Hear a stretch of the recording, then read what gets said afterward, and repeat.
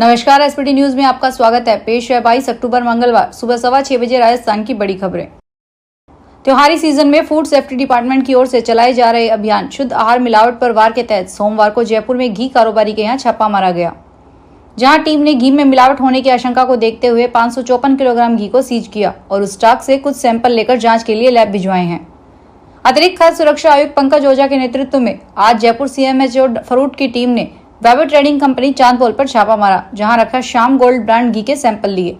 वहीं कंपनी का Sikar road cooker Kheda मंडी में भी गोदाम है, यहां भी टीम पहुंची और गोदाम में रखे घी के स्टॉक की जांच की।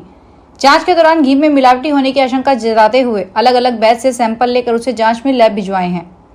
वहीं जांच रिपोर्ट आने तक व्यापारी घी को बाजार में न बेच सकेंगे, उससे 554 किलो घी के स्टॉक को सीज किया गया है। कांग्रेस के प्रदेश प्रभारी सुखजिंदर सिंह रंधावा ने बीजेपी के बागी नेताओं को टिकट देने से इनकार कर दिया है। रंधावा ने बीजेपी के बागियों में संपर्क करने और टिकट देने के सवाल पर कहा कि हम दूसरों का सहारा लेकर चुनाव नहीं लड़ेंगे, हम अपने बूते पर लड़ेंगे। दरअसल सोमवार को कांग्रेस कोऑर्डिनेशन कमेटी की बैठक आयोजित की गई। बैठक के बाद रंधावा ने मीडिया से बातचीत करते हुए कहा, हम किसी में भी तोड़ फोड़ में विश्वास नहीं करते, कांग्रेस ऐसे काम नहीं करती। नाराज होंगे तो हम ले यह नहीं करेंगे, हम अपने ही वर्कर को मजबूत बनाकर आगे बढ़ाने वाला काम करेंगे। रंधावा ने कहा, हम वो काम नहीं करेंगे जो हमारे वर्कर को और कांग्रेस को मजबूत करे। दूसरों के भरोसे चुनाव नहीं लड़ेंगे, काम अच्छा तो नेता पुत्रों को भी टिकट देंगे। मैं भी नेताओं के परिवार से हूं। रंधावा ने जिताऊ और योग्य होने पर नेताओं के परिवारों से टिकट देने की पैरवी की है। जयपुर, भरतपुर, जालोर और बाड़मेर में सोमवार सुबह अचानक मौसम बदला। भरतपुर में दोपहर 2:30 बजे तेज हवा और गरज के साथ 15 मिनट तक बारिश हुई। कहीं कहीं छोटे आकार के ओले भी गिरे। तेज हवा से मेले में लगा बड़ा झूला दूसरे झूले पर गिर गया। करीब 40 दुकानों का टेंट और सामान उड़ गया। तेज हवा से जसवंत मेला प्रदर्शनी में काफी नुकसान हुआ है। जयपुर के कई इलाकों में दोपहर करीब 3 बजे हवा और गरज के साथ 15 मिनट तक बारिश हुई। जयपुर समेत कई जिलों में बादल छाए हुए हैं। जालोर शहर सहित जिले में कई हिस्सों में दोपहर 3 बजे से 30 मिनट तक हवा के साथ तेज बारिश हुई।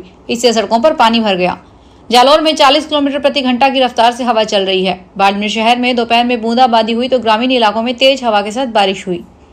कई जगह पेड़ टूटकर गिर गए। मौसम में यह बदलाव स्थानीय स्तर पर वेदर सिस्टम बनने में लगा हुआ है। मौसम विशेषज्ञों ने बताया, प्रदेश के कई जिलों में आज भी बादल छाए रहेंगे, कुछ जगहों पर हल्की बारिश भी हो सकती है।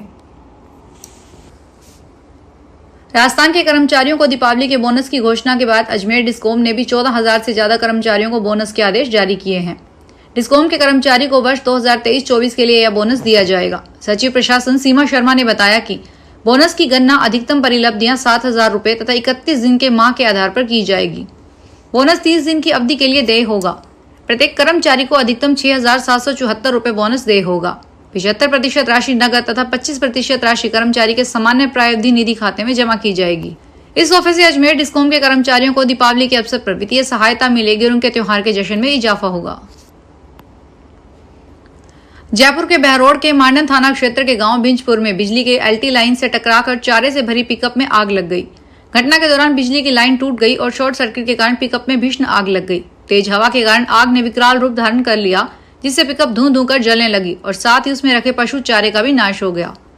बिंजपुर निवासी प्रीतम ने बताया कि बानसूर के गांव टोडियावास निवासी निरंजन यादव गांव बिंजपुर से 2500 रुपए में पशु चारे के लिए कड़बी भरकर बानसूर में जा रहा था। खेत के पास से निकल रही जर्जर एलटी लाइन कई बार टूट चुकी है और इससे कई बार जोड़ा भी गया है। जयपुरिया हॉस्पिटल में अधीक्षक महेश मंगल का ड्राइवर इमरजेंसी में मरीजों के इंजेक्शन लगा रहा है। वह वार्ड में राउंड भी लेता है और मरीजों को दवाइयां भी देता है। ड्राइवर नाहर सिंह का वीडियो भी सामने आया है। वीडियो 20 दिन पुराना इमरजेंसी का है। वीडियो में ड्राइवर मरीज के इंजेक्शन लगाता हुआ दिख रहा है। अधीक्षक डॉक्टर महेश मंगल का कहना है कि यह मामला अगर सच है तो बड़ा ही गंभीर है। मैं इस मामले की जांच करवाता हूं, इसके बाद नियमानुसार कार्रवाई करेंगे। ड्राइवर की इस हरकत से हॉस्पिटल के डॉक्टर और नर्सिंग स्टाफ भी परेशान है। सुपरिटेंडेंट का ड्राइवर होने की वजह से नाहर सिंह को कोई टोकने तक की हिम्मत नहीं करता है। एक स्टाफ के नाम नहीं छापने की शर्त पर बताया, पिछले कुछ समय से ड्राइवर वार्ड में आता है और राउंड लगाता है। इस दौरान वह कुछ मरीजों से बातचीत करता है, उनको इंजेक्शन लगाने के साथ ड्रिप बदलने का काम भी करता है। गुजरात यूनिवर्सिटी मानहानि केस में अरविंद केजरीवाल के खिलाफ सेशन कोर्ट ने सम्मन जारी किया था, जिसके खिलाफ केजरीवाल ने हाई कोर्ट में याचिका लगाई थी। हाई कोर्ट से याचिका खारिज होने के बाद केजरीवाल सुप्रीम कोर्ट पहुंचे थे। अब सुप्रीम कोर्ट से भी सोमवार को केजरीवाल की याचिका खारिज हो गई है। जस्टिस ऋषिकेश रॉय और जस्टिस एसवीएन भट्टी की बेंच ने कहा, संजय सिंह के खिलाफ वीसी केस से जुड़ी याचिका लगाई गई थी, जो 8 अप्रैल को खारिज कर दी गई थी। हमें इस केस को लेकर एक जैसी अप्रोच रखनी है। दरअसल 2023 में संजय सिंह और अरविंद केजरीवाल ने पीएम मोदी की डिग्री को लेकर सवाल उठाए थे। इसे लेकर ही गुजरात यूनिवर्सिटी की ओर से केजरीवाल और संजय सिंह के खिलाफ मानहानि का केस दर्ज किया गया था। विधानसभा उपचुनाव 2024 देवली उनियारा की तैयारियों को लेकर जिला निर्वाचन अधिकारी डॉक्टर सौम्या झा ने सोमवार को मतगणना स्थल बहीर रोड का निरीक्षण किया। उन्होंने मतगणना के लिए कमरों को व्यवस्थाओं को जांचा और फर्नीचर, बिजली, पेयजल, जनरेटर और सुव्यवस्थित बैठक व्यवस्था के निर्देश संबंधित अधिकारियों को दिए।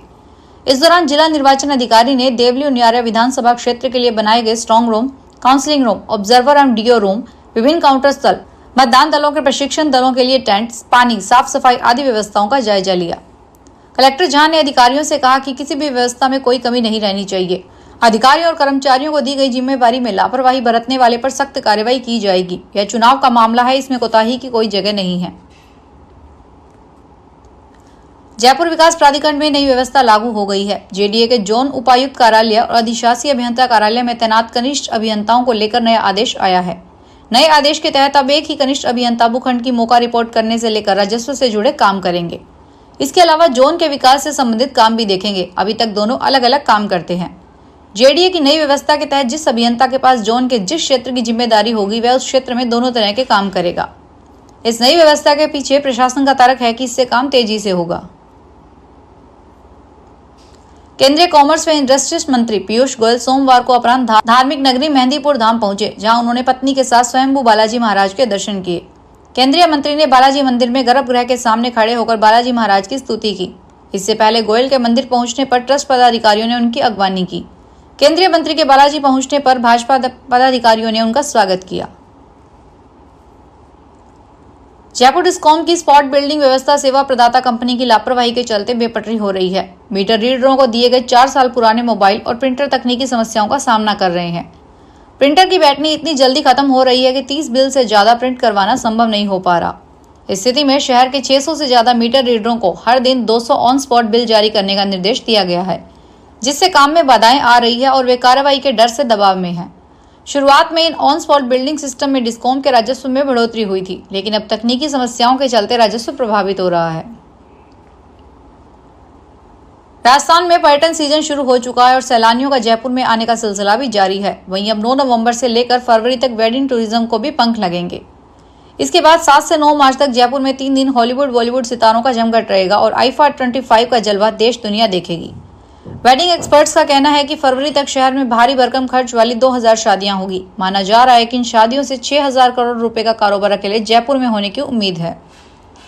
जयपुर देश दुनिया में प्रमुख वेडिंग डेस्टिनेशन के तौर पर अपनी पहचान बना चुका है। दिल्ली, गुजरात, महाराष्ट्र समेत कई राज्यों से लोग राजस्थान में आकर शादी करना चाहते हैं। यही वजह है कि फरवरी तक शहर के सभी 5 सितारा होटल बुक हो चुके हैं। बारां की कृषि उपज मंडी में सोयाबीन, मक्का के साथ धान की आवक भी बढ़ गई है। जिन्स में नमी होने के कारण किसान को भाव कम मिल रहे हैं। इसके चलते किसान कृषि जिन्स को सुखाने के लिए मंडी परिसर में फैला रहे हैं, जिससे मंडी में माल उठाव को लेकर परेशानी होने लगी है। इसको देखते हुए मंडी प्रशासन की ओर से कृषि जिन्स लेकर आ रहे ट्रैक्टर ट्रालियों के मंडी प्रवेश में समय में बदलाव कर दिया गया है। अब मंडी में ट्रैक्टर ट्रालियों को रात 10 से अगले दिन सुबह 10 बजे तक एंट्री दी जाएगी। कृषि उपज मंडी के सचिव मनोज मीना ने बताया कि त्योहारी सीजन पास होने के चलते किसान खरीदारी और अन्य जरूरतों को पूरा करने के लिए कृषि जिन्स बेचने के लिए मंडी में पहुंचने लगे हैं। जयपुर के बहरोड कस्बे में चांदनी चौक मैन बाजार से सुबह 4 बजे तड़के पलक एजेंसी पर चोरों ने धावा बोल दिया। चोरों ने दुकान से 35,000 की नकदी चुराई। दुकान मालिक श्याम सुंदर ने बताया कि रात 8 बजे दुकान मंगल करके घर गए थे। सुबह बाजार से निकलने वाले दुकानदारों ने फोन पर सूचना दी कि आपकी दुकान के ताले टूटे हुए हैं। दुकान पर पहुंचकर देखा तो गल्ला खुला हुआ था, जिसमें 35,000 रखे हुए थे, जो चोर चुरा कर ले गए और कुछ सामान इधर उधर बिखेर कर चले गए चोर। राजस्थान में पशुपालन को बढ़ावा देने के लिए राज्य सरकार ने गोपाल क्रेडिट ऋण कार्ड योजना का शुभारंभ किया है। इस योजना के तहत गोपालकों को बिना ब्याज के 1 लाख रुपए तक का लोन दिया जाएगा। इस योजना के तहत प्रदेश के 5 लाख गोपालक लाभान्वित होंगे। गोपालन के लिए राज्य सरकार अब गोपालकों को 1 लाख रुपए तक का फ्री लोन देगी, जिससे उनको गोपालन में सहूलियत हो सके। लोन की रकम को 12 समान किश्तों के माध्यम से भरा जाएगा। लोन लेने के लिए गोपालक को दुग्ध संघ और सहकारी समिति का सदस्य होना जरूरी है। जो पशुपालक सहकारी समिति को दूध बेचता है वह ऋण लेने का अधिकारी होगा। फिलहाल खास खबरों में इतना ही। ताजा खबरों की जानकारी के लिए देखते रहिए एसपीटी न्यूज। धन्यवाद।